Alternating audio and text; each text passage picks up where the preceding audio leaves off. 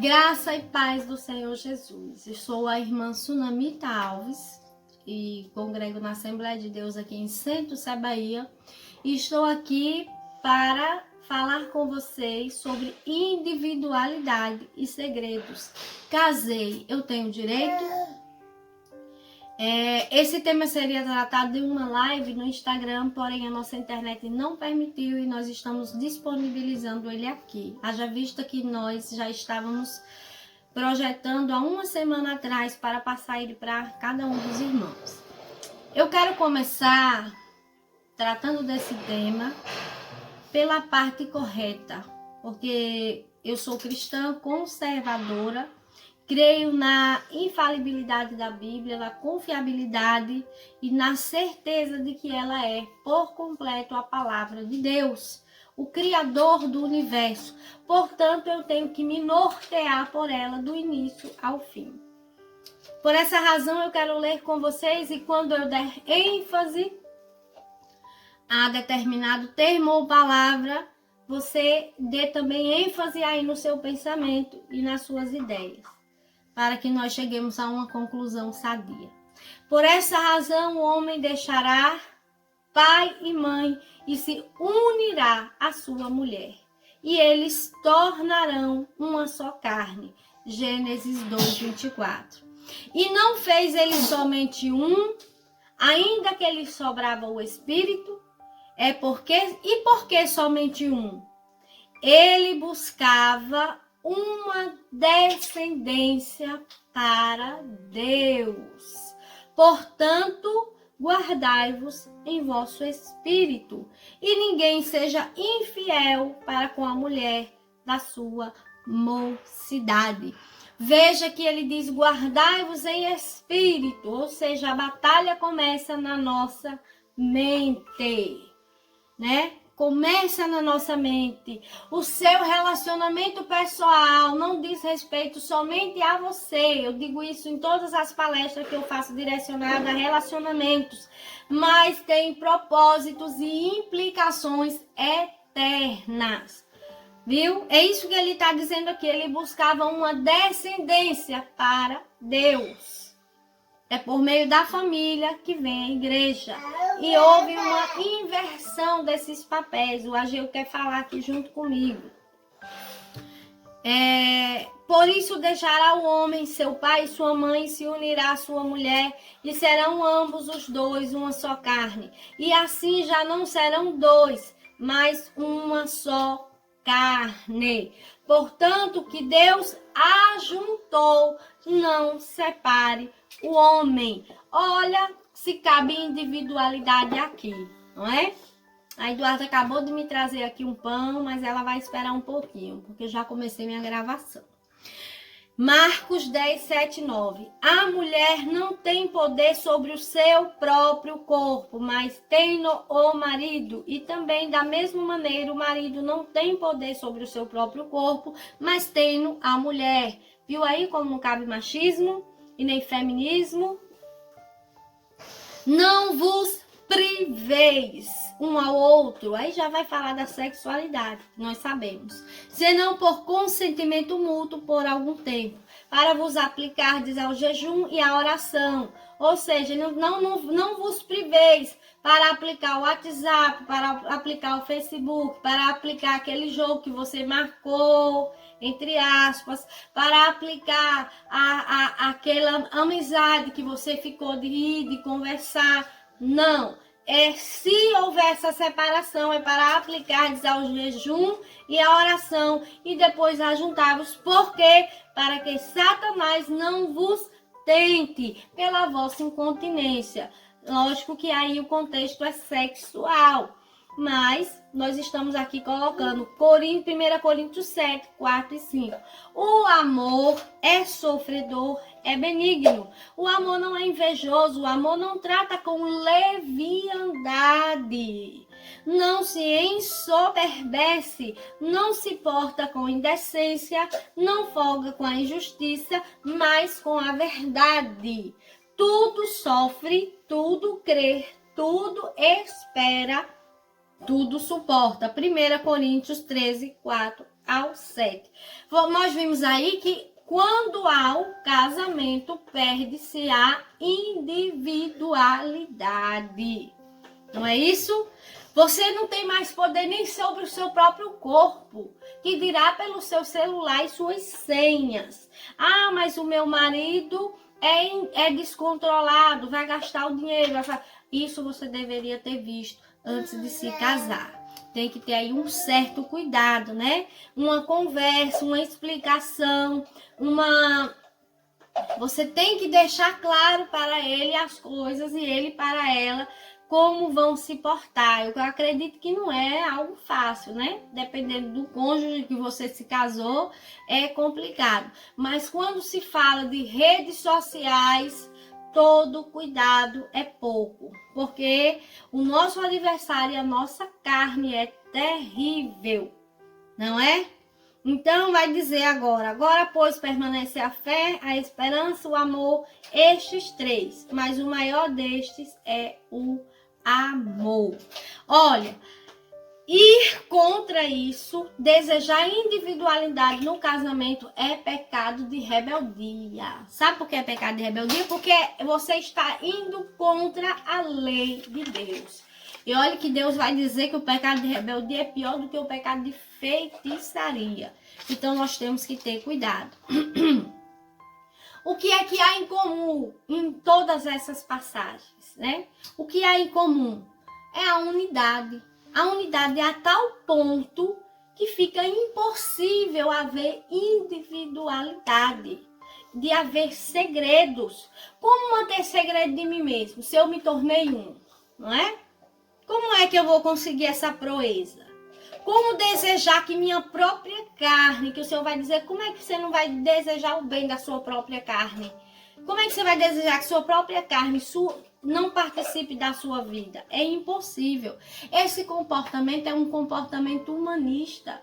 Ele é negado até pelas pessoas que sabem verdadeiramente o que é uma família, uma instituição familiar. Eu ouvi de um jurista, ele é desembargador do estado de São Paulo, e ele vai dizer que o nosso problema é que nós invertemos os papéis e isso não tem nada a ver. E há também aqui no meu comentário bíblico, olhe, mais na frente, ainda falta um pouquinho para chegar nele, mas desde os códigos de Hammurabi, os hititas já havia uma proteção pelo casamento, porque sabia-se que a família dependia desse cuidado, e a família é a base da sociedade. Então, essa geração humanista que coloca o homem no centro de tudo, relativista, egocentrista, é que deseja tudo aquilo que é contrário à natureza, aquilo que Deus criou para o homem. E esse comportamento não condiz com a palavra de Deus. E ele geralmente vem acompanhado de pecados como o pecado, a quebra de votos, né? Geralmente a pessoa está escondendo algo do seu cônjuge, e por isso ela não quer dividir. Vem o egoísmo. Olha o que a Bíblia vai dizer. Ninguém busque seu próprio bem, e sim o dos outros. 1 Coríntios 10, 24. Egocentrismo. Quem vive isolado busca seu próprio desejo e infunde-se contra a verdadeira sabedoria. Desconfiança vai provocar no seu cônjuge, desejo pecaminoso de independência. Cada vez você vai querer ser mais independente. Quando pensar que não, já não há mais vínculo, em detrimento do outro. Desejo de ocultar algo pecaminoso, como adultério, pornografia, pedofilia e entre outros. Sempre o pecado ele vem de forma sorrateira, né? Ele nunca vem, viu? Enquanto me calei, o salmista vai dizer, os meus ossos se quebraram, doeram, né? Quem cobre suas transgressões jamais prosperará, mas aquele que confessa e deixa alcança misericórdia. Como resolver esse problema? Mostrando, olha, o primeiro problema, você resolve esse problema, não é com briga, não é com contenda, não é com querendo ser autoridade sobre o seu esposo, não se resolve pecado com pecado, nós já dissemos isso. Você resolve esse problema primeiro, orando, mostrando ao Senhor a sua dificuldade e o problema do seu cônjuge, por que você vai fazer essa oração. O apóstolo Paulo em Efésios, ele vai dizer, ó, portanto, confessai os vossos pecados uns aos outros e orai uns pelos outros para que sejais curados. O Senhor é poderoso para curar. Outra coisa, tenha uma conversa franca com o seu cônjuge. Conte para ele sua insatisfação. E mais à frente nós vamos ver outras coisas que você vai conversar com ele. Ouça o lado dele. Esse ouvir é sem maldade. Você vai ouvir mesmo, sem retaliações. Deixe ele falar, deixe ela falar. Ouça o lado dele e se imponha. Busque ajuda, aconselhamento bíblico, né? Confia no Senhor, dá um tempo, espera a mudança no outro e tome atitude. E nunca permita que esse problema seja o centro da sua vida. Também não permita que ele crie raízes, viu? Não deixe que se prolongue, porque pode vir muitas situações difíceis. Combata com amor e oração. E lembre-se, não combate, como eu já disse, não é pecado com pecado. Ao invés de brigar, influencie positivamente seu cônjuge. Como é que você vai fazer isso? Você já percebeu que Eva, olha, a mulher ela tem um poder tão grande sobre o homem, que Adão conversava com Deus, face a face. Adão tinha intimidade com Deus. Face a face, que eu digo, Deus se apresentava ali no jardim, não é? Mas Eva deixou Adão tão besta que ele acaba pecando contra o próprio Deus por influência dela. Então, a Jezabel, infelizmente, as mulheres só usam esse poder de influência para o mal. Quando se casa com o marido, esquece desse poder de influência e tudo que vai fazer é brigando, é gritando, é exigindo. E o homem, ele tem a sua atitude de predador. Então, quando você vai para ele com guerra, ele vem com duas. E você não consegue resolver nada. Então, use esse dom, vou dizer assim, essa facilidade que a mulher tem para o bem, para influenciar seu marido. Como? Mostre a ele o perigo que vocês estão correndo. Perigo que vocês estão correndo com a sua influência. E não com brigas, com contendas, porque você não vai conseguir. O perigo do mundo, da cultura, como eu já disse, né? E quando um se isola no seu mundo, os dois ficam vulneráveis. Olha o versículo aqui que vai dizer, né? Para que Satanás não vos tente pela vulnerabilidade de vocês, porque vocês são um, vocês precisam estar unidos. Então, quando você entende o seu poder de influência, e quando eu falo em poder, não é empoderamento. Eu não gosto dessa palavra porque eu não acho ela bíblica. E ela vem de raízes contrárias, né? De movimentos contrários à vontade de Deus. Então, eu não gosto dessa palavra empoderamento. Não acho respaldo bíblico para ela. Então, o poder que eu digo é a graça, o dom que Deus nos deu de influenciar. Por isso que o Senhor disse, vou fazer uma auxiliadora idônea, ou seja, alguém que auxilie ele. É isso que você vai dizer para ele. Você vai dizer, olha, meu amado, eu fui criada por Deus para você, para lhe auxiliar. Então o Senhor já sabia que você ia precisar de mim para ser o seu auxílio, para ouvir. Tanto é que sempre quando eles tomam uma atitude que não dá certo, nem é bom a gente dizer isso, né? Mas a gente pensa assim, olha, eu avisei para ele. Eu percebi, tentei avisar e ele não quis me ouvir. Então mostre que você foi criada justamente para isso. Em Gênesis vai dizer, far-lhe-ei uma auxiliadora, que lhe seja idônea. Por isso que você tem que ser idônea. E que a total perca de posse no casamento. Foi o versículo que nós lemos anteriormente. O corpo do homem é da mulher e o corpo da mulher é do homem, e tudo o que eles têm possui um ao outro. Então não há por que haver essa divisão, muito menos para coisas tão perigosas como a internet e afins, não é? Tem que ser dividido. Por isso, se você ainda não casou, observe bem.